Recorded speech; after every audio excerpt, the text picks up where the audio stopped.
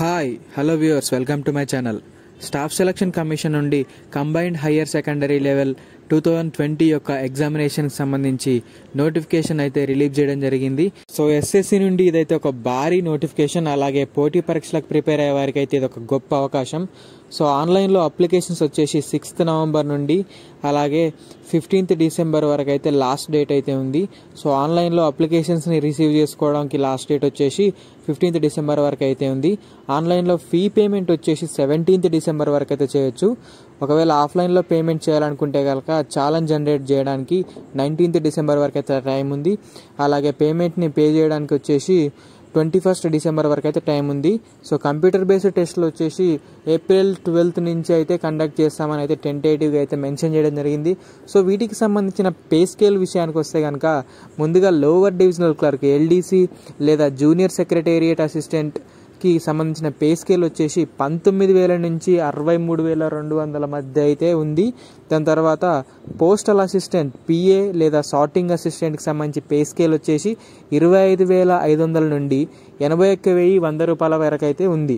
దాని తర్వాత data entry operator DEO విషయానికి వస్తే కనుక డిఈఓ లెవెల్ 4కి అయితే కనుక 25,500 నుండి 81,100, అలాగే లెవెల్ 5కి అయితే కనుక 29,200 నుంచి 92,300 వరకు అయితే శాలరీ వస్తుంది. అలాగే data entry operator grade A pay scale వచ్చేసి 25,500 నుండి 81,100 అయితే ఉంది. దాని తర్వాత వేకెన్సీస్ విషయానికి వస్తే కనుక వేకెన్సీస్ అయితే ప్రస్తుతానికైతే ఎటువంటివి ఇక్కడ మెన్షన్ చేయలేదు ఇంకా. సో వీటిని అయితే అప్డేట్ చేసి తర్వాత అఫీషియల్ వెబ్సైట్లో అయితే పొందుపరుస్తామంటున్నారు.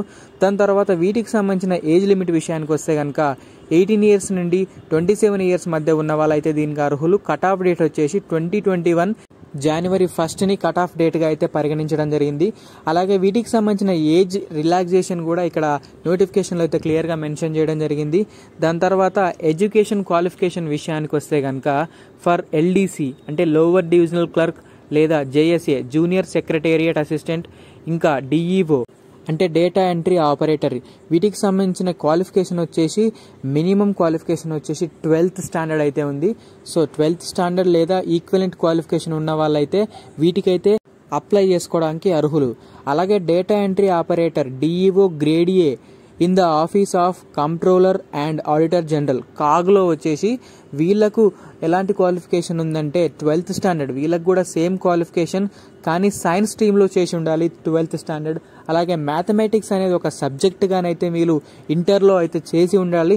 సో ఎవరైతే 12th స్టాండర్డ్లో సైన్స్ స్ట్రీమ్లో చేసి ఉన్న వాళ్ళు అలాగే మ్యాథమెటిక్స్ని ఒక సబ్జెక్టుగా చేసిన వాళ్ళైతే data entry operator grade A పోస్టులకు అయితే అప్లై చేసుకోవడానికి అయితే అర్హులు. దాని తర్వాత వీటికి సంబంధించిన అప్లికేషన్ ప్రాసెస్ వచ్చేసి ఎలా ఉంటుందనంటే ఆన్లైన్లో మాత్రమే అప్లికేషన్స్ అయితే సబ్మిట్ చేయవలసి ఉంటుంది. సో ఇక్కడ అఫీషియల్ వెబ్సైట్ యొక్క లింక్ అయితే ప్రొవైడ్ చేశారు. సో ఈ లింక్ నుంచి అయితే మీరైతే అప్లై చేసుకోవచ్చు. దాని తర్వాత ఇక్కడ ఇంపార్టెంట్ నోట్ వచ్చేసి మీరు అప్లికేషన్లో ఏదైతే మీ యొక్క పాస్పోర్ట్ సైజ్ ఫోటోగ్రాఫ్ అప్లోడ్ చేస్తున్నారో సో అప్లోడ్ చేసే పాస్పోర్ట్ సైజ్ ఫోటోగ్రాఫ్ యొక్క సైజ్ వచ్చేసి 20 KB నుండి 50 KB మధ్యలో ఉండాలి. అలాగే ఆ ఫోటో వచ్చేసి 3 నెలల లోపుదే అయి ఉండాలి ఆ ఫోటోగ్రాఫ్ వచ్చేసి. అలాగే దాని మీద ఖచ్చితంగా డేట్ కూడా ఇండికేట్ చేయాలి. అలా ఇండికేట్ చేయని పాస్పోర్ట్ సైజ్ ఫోటోగ్రాఫ్ యొక్క అప్లికేషన్స్ వచ్చేసి రిజెక్ట్ చేస్తామని అయితే ఇక్కడ ఇంపార్టెంట్ నోట్లో అయితే మెన్షన్ చేయడం జరిగింది. దాని తర్వాత అప్లికేషన్ ఫీ విషయానికి వస్తే కనుక 100 రూపీస్ అయితే అప్లికేషన్ ఫీ ఉంది. అలాగే women candidates, SC, ST, PWD, ex servicemen క్యాండిడేట్స్కి అయితే ఫీ నుంచి అయితే రిలాక్సేషన్ ఉంది, అంటే వాళ్ళు ఎటువంటి ఫీజు కట్టనక్కర్లేదు.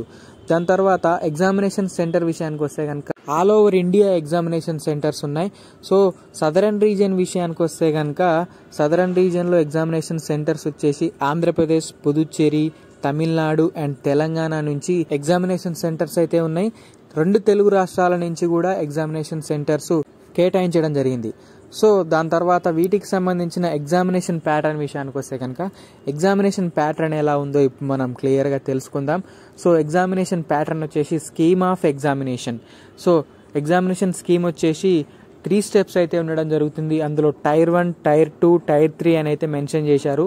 టైర్ 1 వచ్చేసి కంప్యూటర్ బేస్డ్ ఎగ్జామినేషన్, టైర్ 2 వచ్చేసి డిస్క్రిప్టివ్ పేపర్, అలాగే టైర్ 3 వచ్చేసి స్కిల్ టెస్ట్ అయితే ఉండడం జరుగుతుంది. దాని తర్వాత టైర్ 1 ఎగ్జామినేషన్ వచ్చేసి కంప్యూటర్ బేస్డ్ ఎగ్జామినేషన్లో English language, general intelligence, quantitative aptitude ఇంకా జనరల్ అవేర్నెస్ నుంచి క్వశ్చన్లు అడగడం జరుగుతుంది. సో ప్రతి సెక్షన్కి 25 క్వశ్చన్లు అలాగే 50 మార్కులను కేటాయించడం జరిగింది. టోటల్గా 100 క్వశ్చన్స్ 200 మార్క్స్ అయితే కేటాయించడం జరిగింది. టైం డ్యూరేషన్ విషయానికి వస్తే కనుక 60 minutes టైం డ్యూరేషన్ అయితే ఉంది. అంటే 1 అవర్లో మీరైతే 100 క్వశ్చన్స్ అయితే సాల్వ్ చేయాల్సి ఉంటుంది. సో ఇది టైం డ్యూరేషన్. దాని తర్వాత వీటికి సంబంధించిన నెగిటివ్ మార్క్స్ వచ్చేసి 0.50 మార్క్స్ అయితే నెగిటివ్ మార్క్స్ని అయితే కేటాయించడం జరిగింది. సో ఈచ్ రాంగ్ ఆన్సర్కి అయితే మీకు 0.50 మార్క్స్ అంటే హాఫ్ మార్క్స్ అయితే డిడక్ట్ కావడం జరుగుతుంది. దాని తర్వాత ఎగ్జామినేషన్ సిలబస్ విషయానికి వస్తే కనుక సో ముందుగా వచ్చేసి టైర్ 1 ఎగ్జామ్కి సంబంధించి సిలబస్ వచ్చేసి దీంట్లో ఇంగ్లీష్ లాంగ్వేజ్, జనరల్ ఇంటెలిజెన్స్ అలాగే క్వాంటిటేటివ్ యాప్టిట్యూడ్ నుండి నెంబర్ సిస్టమ్, ఫండమెంటల్ అరిథమెటికల్ ఆపరేషన్స్ అలాగే ఆల్జీబ్రా, దాని తర్వాత జామెట్రీ, దాని తర్వాత మెన్సురేషన్, దాని తర్వాత ట్రిగ్నోమెట్రీ ఇంకా స్టాటిస్టికల్ చార్ట్స్ నుంచి అయితే క్వశ్చన్లు అడగడం జరుగుతుంది. దాని తర్వాత జనరల్ అవేర్నెస్ కూడా ఉంది. సో జనరల్ అవేర్నెస్లో భాగంగా హిస్టరీ, జియోగ్రఫీ, కల్చర్ వీటి నుంచి అయితే క్వశ్చన్లు అడగడం జరుగుతుంది. సో టైర్ 2 వచ్చేసి డిస్క్రిప్టివ్ పేపర్ అన్నమాట. దాని తర్వాత టైర్ 3 విషయానికి వస్తే కనుక టైర్ 3 వచ్చేసి స్కిల్ టెస్ట్ ఉంటుంది. సో టైర్ 3లో స్కిల్ టెస్ట్ లేదా టైపింగ్ టెస్ట్ అయితే ఉంటుంది. దాని తర్వాత డేటా ఎంట్రీ ఆపరేటర్ వాళ్ళకు కూడా స్కిల్ టెస్ట్ అయితే కండక్ట్ చేయడం జరుగుతుంది. దాని తర్వాత వేరియస్ పోస్టులకు సంబంధించి టైపింగ్ టెస్ట్ అయితే వీళ్ళు కండక్ట్ చేయడం జరుగుతుంది. సో ఎల్డీసీకి, జూనియర్ సెక్రటేరియట్ అసిస్టెంట్ అలాగే పోస్టల్ అసిస్టెంట్ ఇంకా సార్టింగ్ అసిస్టెంట్కి అయితే వీళ్ళు టైపింగ్ టెస్ట్ని అయితే కండక్ట్ చేయడం జరుగుతుంది. దాని తర్వాత మోడ్ ఆఫ్ సెలక్షన్ ప్రొసీజర్ విషయానికి వస్తే కనుక టైర్ 2 ఎగ్జామినేషన్కి టైర్ 1లో క్వాలిఫై వాళ్ళని షార్ట్ లిస్ట్ చేయడం జరుగుతుంది. దాని తర్వాత టైర్ 3కి వచ్చేసి టైర్ 1 ఇంకా టైర్ 2కి కలిపి వచ్చిన మార్క్స్ని బట్టి టైర్ 3కి అయితే సెలెక్ట్ చేయడం జరుగుతుంది. సో ఇలా సెలెక్ట్ చేసిన క్యాండిడేట్స్ని స్కిల్ టెస్ట్ ఇంకా టైపింగ్ టెస్ట్లలో వీళ్ళని ప్రతిభ ఆధారంగా సెలెక్ట్ అయితే చేయడం జరుగుతుంది. దాని తర్వాత వీటికి సంబంధించిన ఆన్లైన్ అప్లికేషన్ ప్రాసెస్కి సంబంధించిన డీటెయిల్స్ కూడా క్లియర్గా అఫీషియల్ నోటిఫికేషన్లో అయితే మెన్షన్ చేయడం జరిగింది. సో అఫీషియల్ నోటిఫికేషన్ క్లియర్గా చదివి అప్లికేషన్ అయితే చేసుకోండి. అలాగే వాటికి సంబంధించిన స్క్రీన్ షాట్స్ని కూడా వీళ్ళైతే నోటిఫికేషన్లో పొందుపరచడం జరిగింది. సో ఎటువంటి డౌట్స్ ఉన్నా సరే మీరు కామెంట్ సెక్షన్లో అయితే కామెంట్ చేయవచ్చు. దాని తర్వాత చూస్తున్నారుగా ఇక్కడ అఫీషియల్ నోటిఫికేషన్లో అయితే ఆన్లైన్ అప్లికేషన్ ప్రాసెస్కి సంబంధించి పూర్తి డేటా ఇంకా స్క్రీన్ షాట్స్ని కూడా ప్రొవైడ్ చేశారు. సో వీటిని క్లియర్గా స్టడీ చేసి మీరైతే అప్లై అయితే చేసుకోండి. సో ముందుగా మనం ఎస్ఎస్సి యొక్క అఫీషియల్ వెబ్సైట్ని ఓపెన్ చేసిన తర్వాత ఆన్లైన్ అప్లికేషన్ ప్రాసెస్ని అయితే స్టార్ట్ చేయవచ్చు. సో ఎస్ఎస్సి అఫీషియల్ వెబ్సైట్కి సంబంధించి నేను డిస్క్రిప్షన్లో అయితే లింక్ ప్రొవైడ్ చేశాను. లేదా మీరు అఫీషియల్ నోటిఫికేషన్ ద్వారా కూడా మీరు అఫీషియల్ లింక్ అయితే మీరు పొందొచ్చు. సో ముందుగా ఎస్ఎస్సి వెబ్సైట్ యొక్క లింక్ ఓపెన్ చేసినట్లయితే ఇలా హోమ్ పేజ్ అయితే మీకు ఇక్కడ ఓపెన్ అవుతుంది. సో ఆల్రెడీ రిజిస్టర్ అయిన వాళ్ళైతే ఆల్రెడీ మీకు ఒక రిజిస్ట్రేషన్ నెంబర్ ఉంటుంది కాబట్టి లాగిన్ చేసి మీరైతే అప్లికేషన్ ప్రాసెస్ని కంటిన్యూ చేయవచ్చు. ఒకవేళ రిజిస్టర్ కాని వాళ్ళైతే ఇక్కడ నేను చూపిస్తున్న విధంగా ముందుగా రిజిస్టర్ హియర్ అని క్లిక్ చేసిన తర్వాత మీ యొక్క పర్సనల్ డీటెయిల్స్ అంటే basic details, education qualification details తదితర విషయాల గురించి అయితే మీరు ఇక్కడ ఫిలప్ చేసి రిజిస్ట్రేషన్ అయితే కావాల్సి ఉంటుంది. సో వన్స్ రిజిస్ట్రేషన్ అయిన తర్వాత మీకు ఒక రిజిస్ట్రేషన్ నెంబర్ ఇవ్వడం జరుగుతుంది. సో ఆ రిజిస్ట్రేషన్ నెంబరు ఇంకా మీ యొక్క పాస్వర్డ్ వచ్చేసి ఇక్కడ హోమ్ పేజ్లో కనిపిస్తున్న లాగిన్లో మీ యొక్క డీటెయిల్స్ని ఎంటర్ చేసి లాగిన్ అయ్యి అప్లికేషన్ ప్రాసెస్ని అయితే కంటిన్యూ చేయవచ్చు. సో చూశారుగా ఫ్రెండ్స్, ఎస్ఎస్సి నుండి మరో భారీ నోటిఫికేషన్ అయితే రిలీజ్ చేయడం జరిగింది. సో ఈ అవకాశాన్ని అయితే ప్రతి ఒక్కరూ సద్వినియోగం పరచుకోండి. సో ఇప్పటి వరకు ఇంకా ఎవరైనా ప్రిపరేషన్ స్టార్ట్ చేయని వారు ఉంటే కూడా ఇప్పటి నుంచి ప్రిపేర్ అయినా మీరైతే జాబ్ అయితే ఖచ్చితంగా కొట్టవచ్చు. So start preparing now itself. ఇలాంటి మరెన్నో లేటెస్ట్ అప్డేట్స్ని మీరు నోటిఫికేషన్ రూపంలో పొందాలంటే కనుక మన యొక్క ఛానల్ని సబ్స్క్రైబ్ చేసుకొని అలాగే పక్కనే ఉన్న బెల్ ఐకాన్ పైన క్లిక్ చేయండి. సో ఇది ఫ్రెండ్స్ ఈరోజు వీడియో.